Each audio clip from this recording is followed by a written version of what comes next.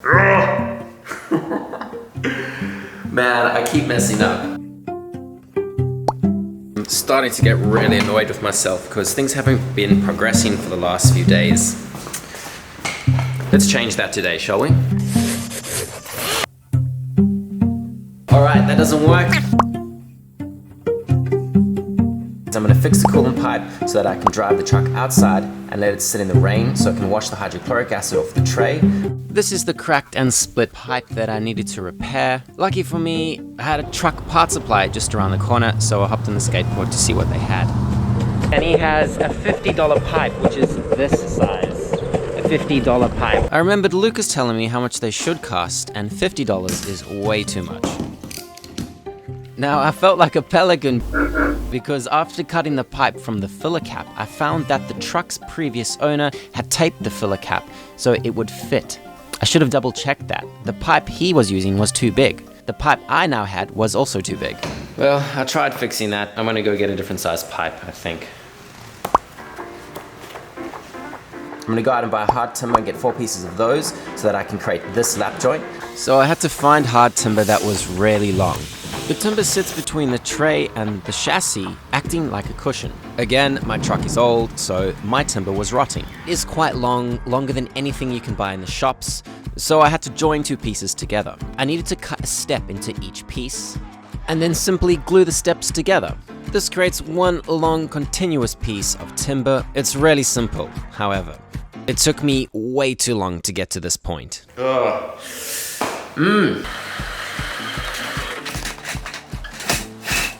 So when the boards were cut in half, they were the perfect width to fit under the truck tray. First thing I tried was to cut the step out using the saw. This is usually fine if I'm doing a mortise and tenon joint for those woodworkers out there, but this is just ridiculous. I mean, it's taking way too long.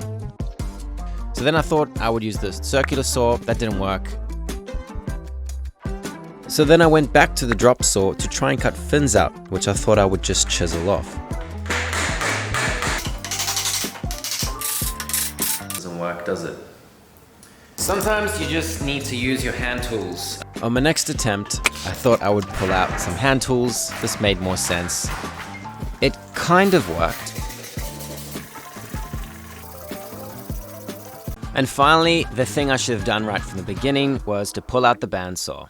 It was far from perfect, and the best tool for the job I think would have been that table saw, but again I didn't have one, so I just kept nibbling away at it, jumping between the drop saw and then back to the bandsaw, eventually finishing off the lap joint with some old horse rasps that Jamie had lying around and some chisels.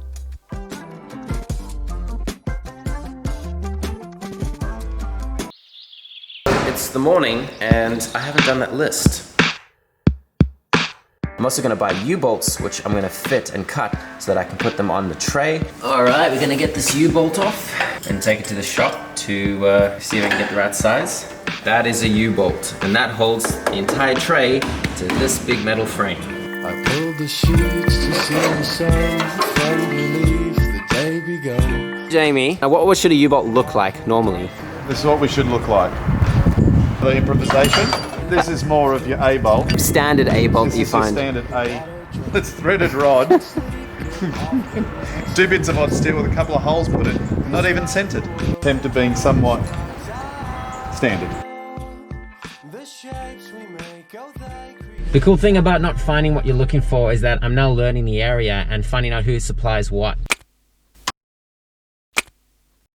I now need to figure out a way to move this entire tray this way by this much, so that it's center right over the frame of the truck.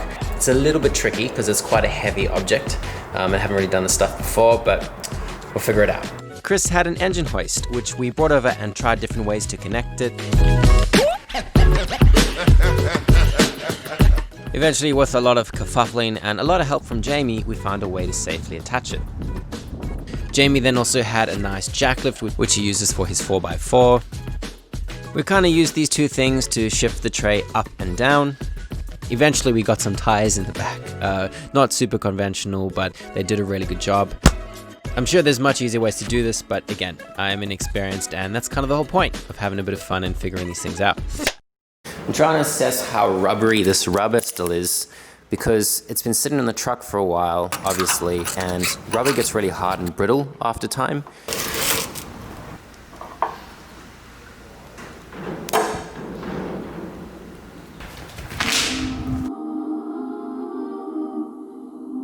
Alright, it's time to learn how to do some, I haven't got much practice, but I'm going to just keep trying until I get a nice looking weld. I got some really good lessons from Chris 2 warehouses down. There was a whole bunch of stuff on YouTube how to do this, so I think I'm in good hands.